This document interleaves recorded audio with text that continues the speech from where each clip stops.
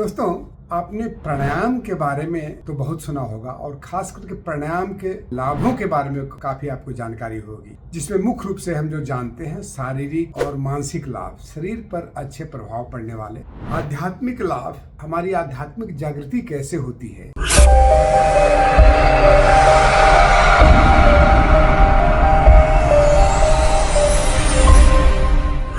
नमस्ते दोस्तों, अजय योग दर्शन से योगाचार्य अजय का हार्दिक अभिनंदन और प्रणाम। दोस्तों, आपने प्राणायाम के बारे में तो बहुत सुना होगा और खास करके प्राणायाम के लाभों के बारे में काफी आपको जानकारी होगी, जिसमें मुख्य रूप से हम जो जानते हैं शारीरिक और मानसिक लाभ, शरीर पर अच्छे प्रभाव पड़ने वाले, शरीर में बहुत सारी बीमारियों का समाधान, मन के द्वारा जो रोग हैं उनको भी लाभ प्राणायाम के द्वारा कैसे मिलता है, इस सारी जानकारी आपने अवश्य लिया होगा, जानकारी ली होगी और आपको पता होगा। आज मैं प्राणायाम के आध्यात्मिक लाभ के बारे में बताने जा रहा हूँ।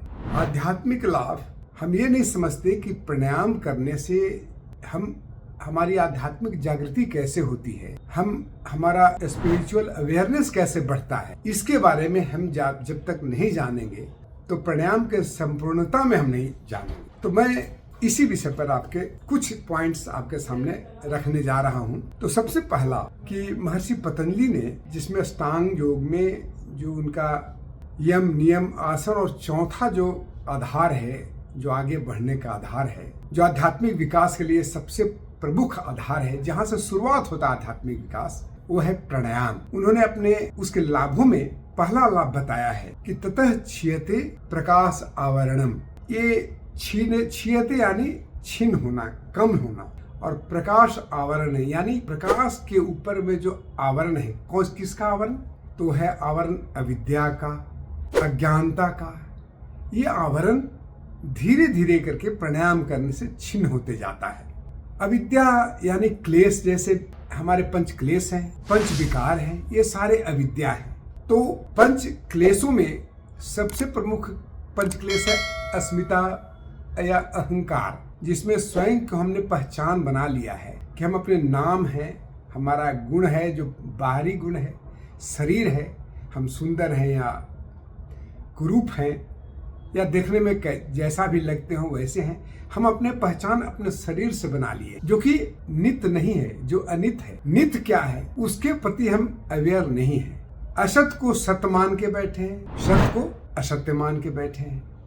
शरीर नश्वर है और जो नित्य है, आत्मा है, उसके प्रति हम अवेयर नहीं है, उसके प्रति हम जागे हुए नहीं है। तो ये हमारा जो अविद्या का जो आवरण है प्रकाश के ऊपर, यानी किसके ऊपर, किसका प्रकाश?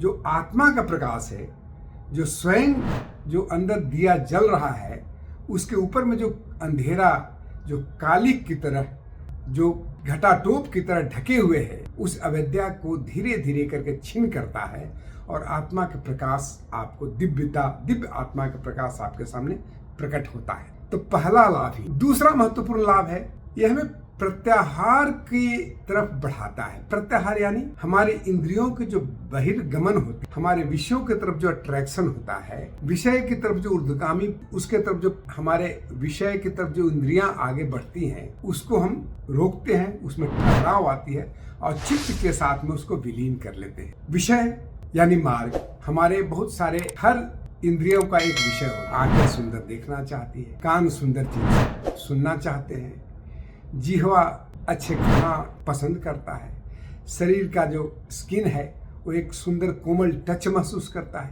यानी सब जितनी इंद्रियां हैं सब बहिर्मुखी हैं। हम उस इंद्रियों को प्राणायाम के माध्यम से अंदर की तरफ खींच के लाते हैं। स्वयं आता है वो है जिसे हम प्रत्याहार कहते हैं और वो आकर के चित्त में विलीन हो जाता है। ये हमारा दूसरा सबसे लाभ है।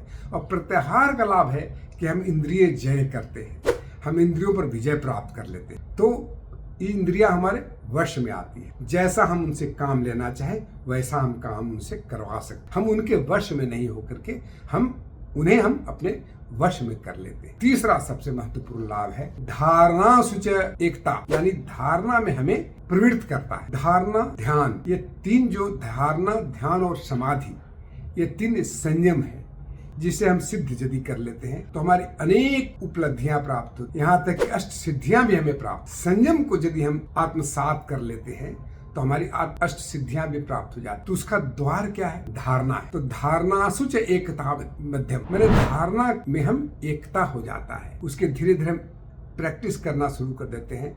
धारणा हमारे आसान से लग जाता है। धारणा यानी किसी भी वस्तु या किसी भी विषय पर यदि हम अपने ध्यान को लेके जाते हैं तो निर्बाध रूप से वहाँ बिना ब्रेकेज का हमारी सभी बाहर की वृत्तियाँ रुक जाती है और मात्र एक वृत्ति रह जाती है, वो हमारे चेतना की वृत्ति, हमारे चैतन्य की वृत्ति, जो कि उससे अपने आप को जोड़ के रखता है और हमें ध्यान में प्रवेश लाता है और फिर हम आगे की तरफ समाधि में जाते हैं। तो इस तरह से हमें धारणा, ध्यान और समाधि की ओर प्रवृत्त करता है। यानी प्राणायाम द्वार है जिससे हम आगे बढ़े। तो दोस्तों, ये 3 महत्वपूर्ण आध्यात्मिक लाभ है। ऐसे तो लाभ अनेकों हैं, परंतु ये 3 मुख्य आध्यात्मिक लाभ मैं आपके सामने प्रकट किया। इसे आप अच्छे से समझिएगा, गमिएगा और अपने प्रश्नों के माध्यम से हमारे कमेंट बॉक्स में जरूर लिखिए। अभी तक दोस्तों, यदि आपने इस चैनल को सब्सक्राइब नहीं किया है, सब्सक्राइब कर लेंगे, वीडियो को लाइक करेंगे, शेयर करेंगे। बहुत बहुत धन्यवाद। जय हिंद।